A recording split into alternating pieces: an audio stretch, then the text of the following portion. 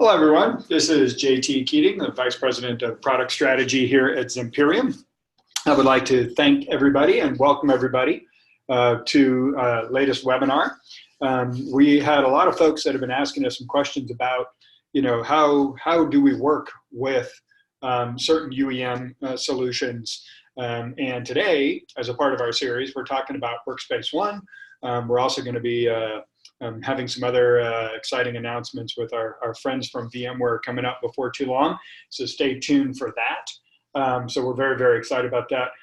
The reality is when it comes to Zimperium and how we actually work with the UEMs, which were EMMs, which were MDMs, what was the precursor of Workspace ONE, AirWatch, was the very first integration we ever did. So we have a lot of customers, we have a lot of integrations, a deep integration, and we really enjoy working with the guys from VMware and doing some stuff. So we're gonna talk about the combination of mobile threat defense and UEM, although occasionally I might make a little bit of a mistake and call them MDMs or EMMs because everyone keeps changing the terminology.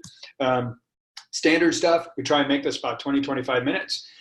With Q&A at the end. If there is no Q&A, then we give you time back. You can go grab yourself a hamburger, whatever you feel like doing, depending on where you are, breakfast if you're someplace else.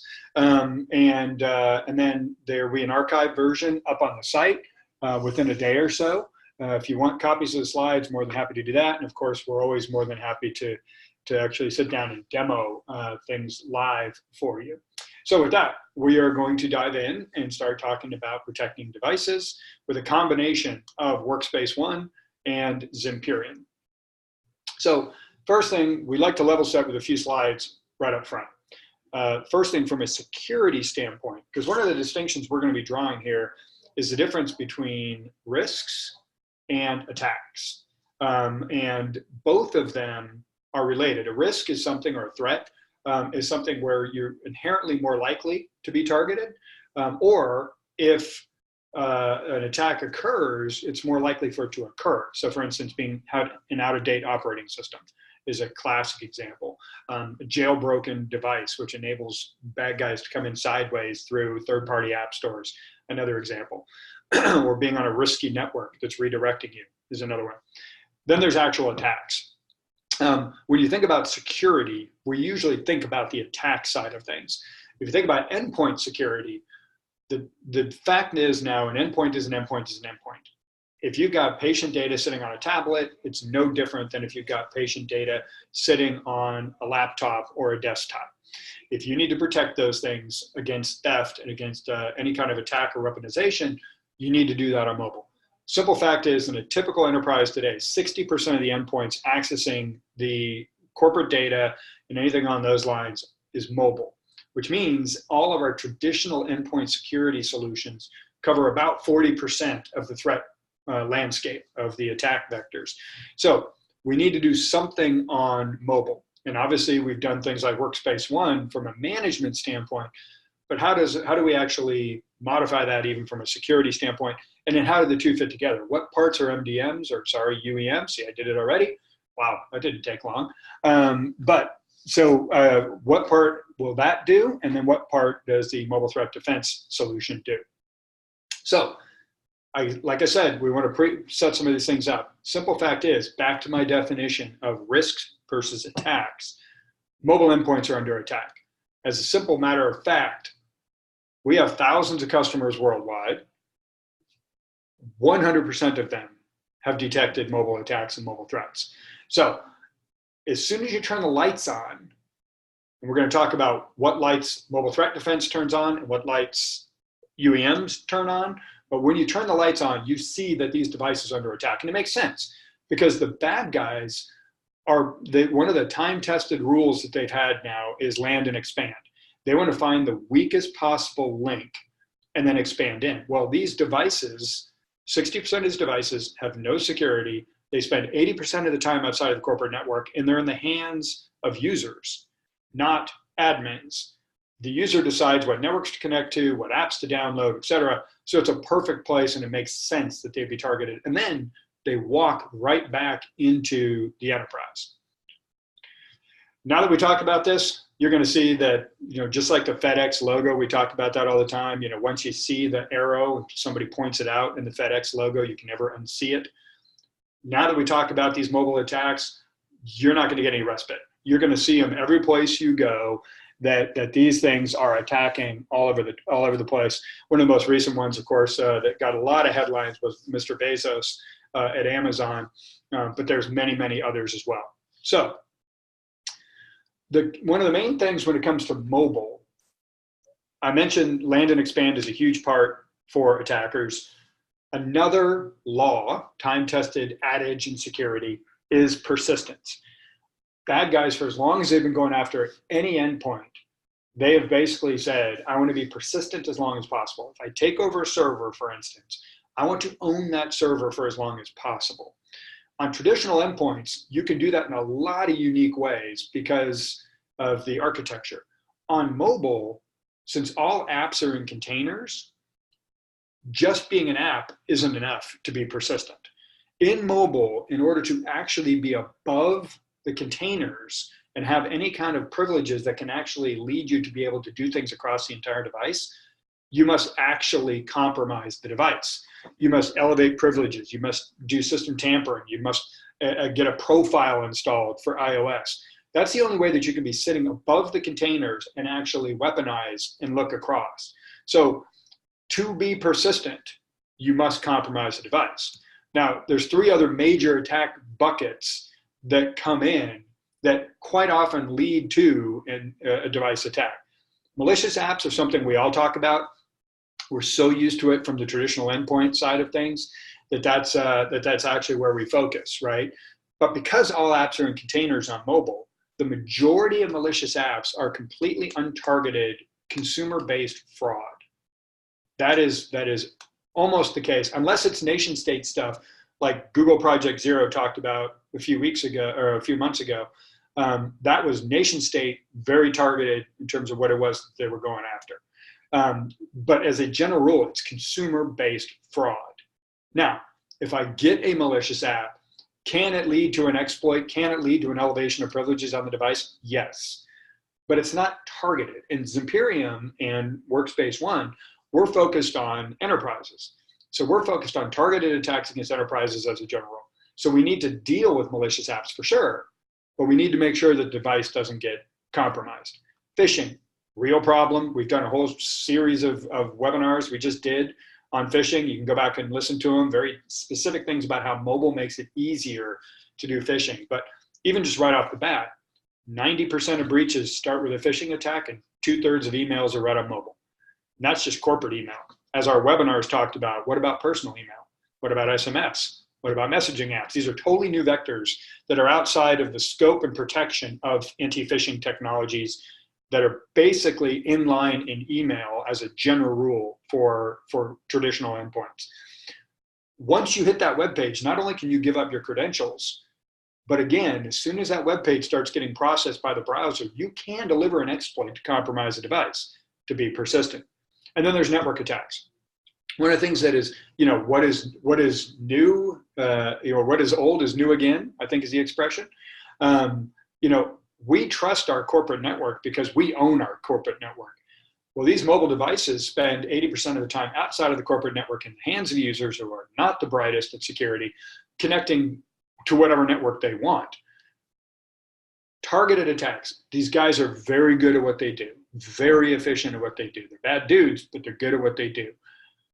If I'm targeting XYZ company, I'm not going to drop an app in the App Store and pray somebody from XYZ company downloads it.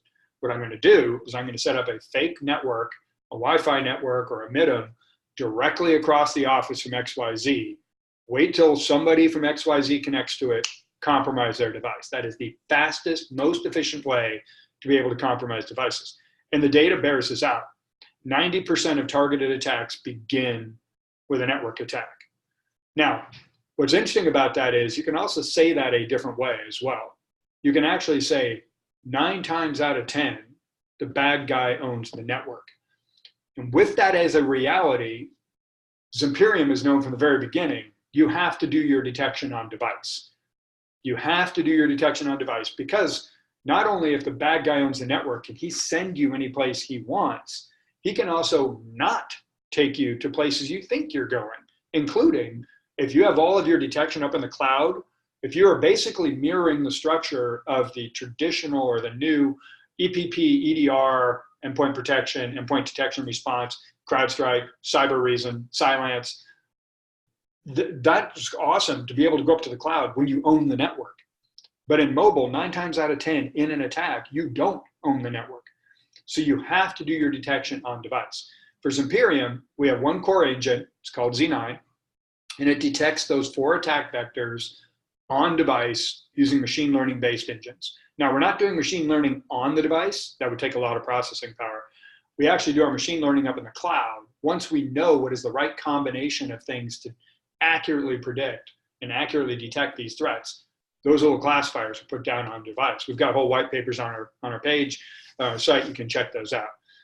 Z9 can be rolled out in one of 2 ways. It can either, if you're protecting a device 100% of the time, like EDR for mobile, that's called ZIPS. It stands for Z Intrusion Prevention System. It runs 100% of the time of your device. That's when we're going to talk about tying in with Workspace ONE right now. However, if you do have a mobile app, we have an SDK where you can literally drop Z9 directly inside of your mobile app. In that case, you're not protecting the device, you're protecting the app and the session that app is having. Mobile banking is a real easy example. We have mobile banking customers around the world that are using ZIPS to protect their employees, and they're using ZApp to protect mobile banking users. So it's a perfect example. One of the huge advantages of doing all of our detection on device, in addition to the one I already talked about, is, and there's a whole bunch of others, privacy and no data plan burning, I mean, all sorts of things. But another is we're completely cloud agnostic. When it comes to the management infrastructure, you can pick any cloud you want, right? Huge number of our customers are going to Azure now. If you're in the federal space, we're the only mobile threat solution that is FedRAMP authorized on that. In that case, happens to be AWS GovCloud. So we don't care where you put it, whereas the cloud-based detection solutions are only locked into one cloud. You have to go with their cloud. You don't have a choice. We integrate in with the largest set of UEMs. We talk about Workspace ONE right now. We also can handle multiple UEMs in a single console, and I'll talk about why that matters. All the data goes into SIEMs, and then behind the solution is also a solution called Z3A, which stands for Advanced App Analysis. What that is there's some very legitimate apps that you've got in your environment. The malicious apps will be detected by Z9. But what about perfectly legitimate apps that have huge security and privacy risks in them?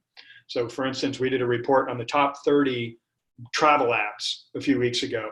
We talked about all of these security and privacy risks that are in there, including where are they sending traffic, what do they have access to, like travel apps having access to your phone logs. Why, right? You need to know about these legitimate apps in your environment so you can determine if you want to create new policies to handle those separately.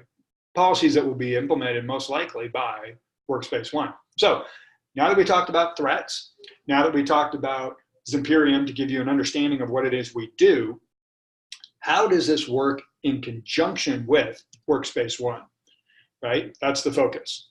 So we believe wholeheartedly here at Zimperium in this whole concept of use the best technology for each job. So I think it's very helpful to say, what things does Workspace ONE provide? What things does ZIPS provide? And how do they combine together to create this incredible protection? So taking it down in the workflow, of the whole thing. First thing, you've already taken the time to establish groups in Workspace ONE, right? So you've already done that. There's no reason as an MTD solution, since we are focused completely on enterprises, we think that we need to fit into the way your enterprise, and by enterprise, I mean businesses, government agencies. I'm not even playing off certain sizes. I just use enterprise as a catch-all.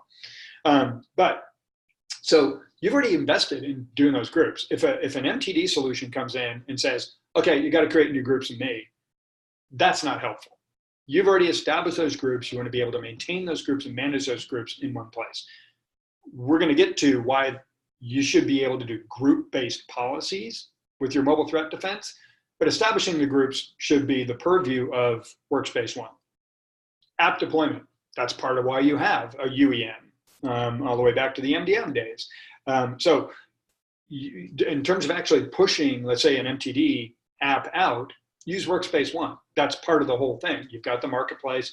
You can push that back out. So groups, check, give it to Workspace ONE. Pushing apps out, it's part of why it's there. Now we're going to start getting into risks and threats. And we say, okay, which one do we use, and are there some overlaps? And there actually are. So I've talked about device network phishing and apps. When it comes to risks, there's device risk, network risk, and app risk. There really isn't phishing risk per se in terms of making yourself more exposed, other than the fact that you're going to be opening emails, but that's not really helpful. So when we look at risk first, and then we'll move to attacks. Workspace ONE does have some device risk capabilities. Are there out-of-date operating systems? Is there a PIN code set? Is encryption on, right? So there's some stuff that is there already. But then Zips takes that even further. For instance, we can not only tell you about the which devices are on out-of-date operating systems, we give you all the CVEs associated with each one, so you can see whether or not some are more critical than others. We also will tell you which apps or which devices are not upgradable. This is particularly the case in the Android world, where Google will produce a patch, give it to each manufacturer. Each manufacturer's got to talk to each carrier to then, before the patch finally reaches somebody. We did a blog post, by the way, a couple of weeks ago talking about, which manufacturers getting patches out faster as a general rule, but needing to know some of this device risk stuff that's going to be on there. Workspace ONE can tell you some initial kind of preliminary jailbreaks, for instance. We've got a whole nother set of detection that's more than whether somebody flipped a bit on the jailbreak part. So the fact is, these two working together helps you identify a lot more of the device risk. When it comes to the network risk, app risk, I'll get to network next. The reason that there's a little asterisk, and I notice I got a floating asterisk a little bit further down, so guess what? Another iOS one is coming up. When it comes to identifying risky apps, I talked about our Z3A. Which one of these things have security and privacy risks in them, right? On Android, any app can get an inventory of all the other apps on the device. So on Android, Zips can take all of the apps that are on those devices and run them through Z3A and tell you all the security and privacy risks without involving Workspace ONE. Doesn't need Workspace ONE in that case. On iOS, the only app that can get an inventory of a classification of apps that can get an inventory of the other apps is an MDM or a UEM, like Workspace ONE. So in that case, on iOS, Workspace ONE would be the one to give us the inventory of all the apps that are on there. Then we would run it through Z3A to tell you what kind of privacy and security risks are in there. So again, the two of them work really well together to be able to give you the full picture. On the network risk side of things, these are risky networks. These are not MIDMs yet, man in the middle or rogue access points attacks. These are risks. What are examples of risky networks? Unencrypted networks, a captive portal. I mentioned in the phishing example, the minute that a phishing site starts to be processed by the browser, an exploit can be delivered. Captive portals by themselves, that's like, you walk in, it says, do you click yes to accept from Starbucks, right? By themselves, they're not inherently bad, so it's not a threat. It's not an attack, I mean. But as soon as that captive portal is being processed, if it was a fake captive portal, you can deliver an exploit. So we need to be able to identify these unencrypted, no password, or handoffs. Somebody's handing me off. Somebody's doing a reconnaissance scan. Again, it doesn't necessarily mean you're being attacked yet, but it's usually a precursor. That's all the purview of Zips. We're all over that. That's part of us. Then we move to the attack side. And across device network phishing and app attacks, that is what an MTD does. An MTD is specifically designed to detect these threats, and in this case, attacks. The only part of Workspace ONE that factors in on an aggressive attack, and this is not, when I say that, that's not a comment against Workspace ONE. These are two different technologies that were built to solve two different problems. right, that now work really well together and are going to continue working even closer together in some interesting ways coming up. Like I said, announcements coming up. So the Workspace ONE on the attack thing is, again, specifically around iOS apps. We need to get the inventory of the apps on iOS to be able to determine whether or not there's any that are malicious in there. Now, the reality is malicious apps on iOS are about 1/10 of those on Android today. And the reality is, even though part of that has to do with the fact that Apple does a great job on vetting in the App Store, the real part is third-party app stores. Third-party app stores are super easy to get to and very much part of the ethos of the Android ecosystem. And so that's where the majority of all the malware comes from, is these third-party app stores. One of the things that's going to be very interesting is the Supreme Court about 3 or 4 months ago ruled against Apple in an antitrust case where consumers are having a class action suit to sue Apple to force Apple to open up third-party app stores as easily as they are in Android. When that starts to occur, which the Supreme Court ruled, yes, you're going to have to do that in an antitrust case. When and if that starts to occur, that's where all the malware comes from. So we're going to have a totally different set of problems on the iOS side than we do today. But today, Workspace ONE will do that. But the rest of all of the device network phishing, on-device attack detection is being handled by Zips. Once we detect it, there are some things that we can do locally and some things we can do even more so, let's say on Samsung, who, by the way, happens to be an investor in Zimperium. We can do some really interesting local things, but the majority of the remediation is back with Workspace ONE. So Zimperium will detect that there is a malicious app. What the action is in terms of remediating that will actually be a policy from Workspace ONE. And I mentioned earlier that we got the groups here. The group's already established. We do fundamentally believe that you need to be able to establish group-based policies. You might want to treat the executive group differently than you do a customer care group, for instance. You might want to treat a BYOD group very different than you would be treating a supervised lockdown, never leaves the hospital group, right?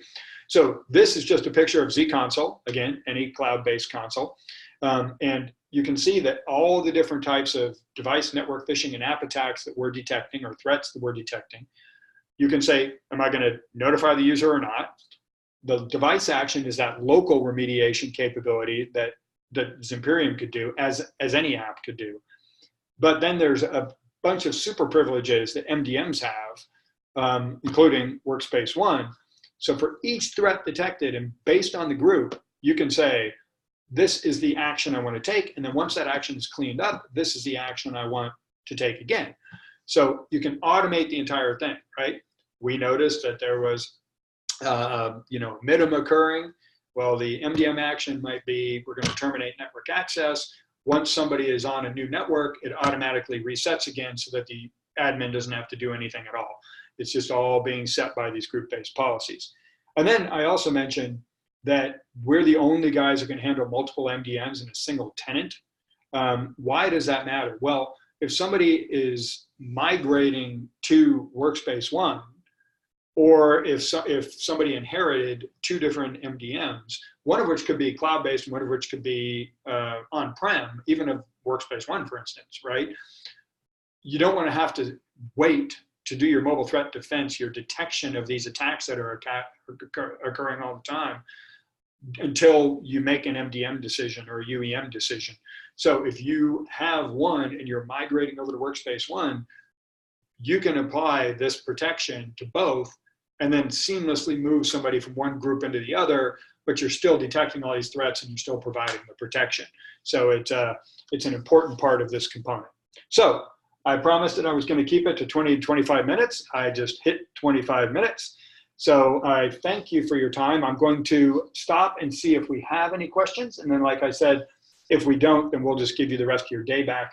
While we're waiting, please follow us on social media, on Twitter, LinkedIn, whatever your favorite happens to be. We have a wealth of threat information, mobile threat, mobile security information that we constantly are bringing to the fore with those channels. So I don't see any questions. So with that, I would like to thank everybody and wish everyone a great day. Thank you very much.